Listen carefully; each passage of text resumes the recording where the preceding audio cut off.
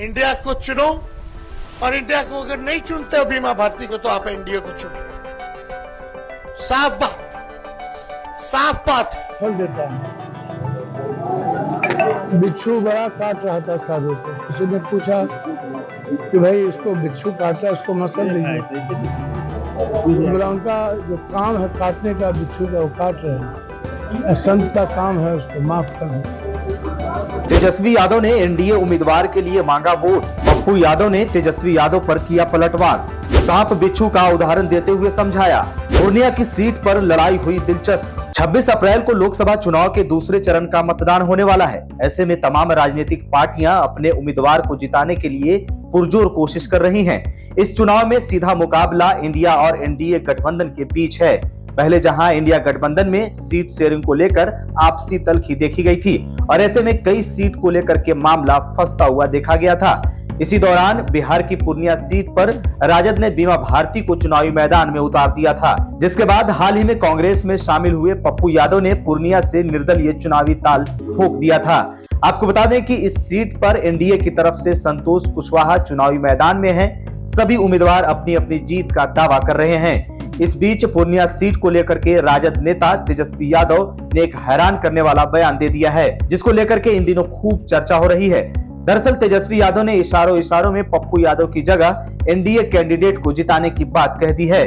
तेजस्वी यादव ने 22 अप्रैल को कटिहार की कोढ़ा विधानसभा क्षेत्र में एक जनसभा को संबोधित करते हुए कहा, किसी के धोखे में नहीं रहना है। यह किसी एक व्यक्ति का चुनाव नहीं है, या तो इंडिया गठबंधन या तो एनडीए। अगर आप इंडिया गठबंधन की बीमा भारती को नहीं चुनते हैं तो साफ बात है कि आप एनडीए को चुने।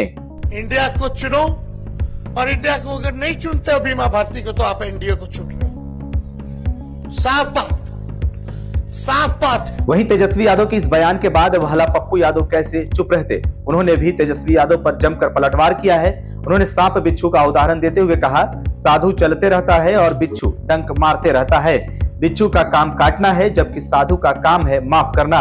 हम इंसान की सेवा करने के लिए पैदा हुए हैं, हम लूटने के लिए नहीं पैदा हुए हैं। हमें किसी का माल नहीं चाहिए।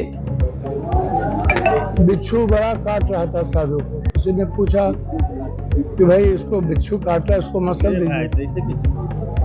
बोला उनका जो काम है काटने का बिच्छू का, वो काट रहे हैं। संत का काम है उसको माफ करना। खेत में हल नहीं चलेगा, समार नहीं होगा तो फसल देगी और फिर दुनिया खाएगा। तो हम तो पैदा हुए हैं इंसान के लिए ना, इंसान की सेवा करने, उसके आंसू पोंछने, रोजगार के लिए। हम लूटने नहीं पैदा हुए हैं, हमको माल नहीं चाहिए किसी से।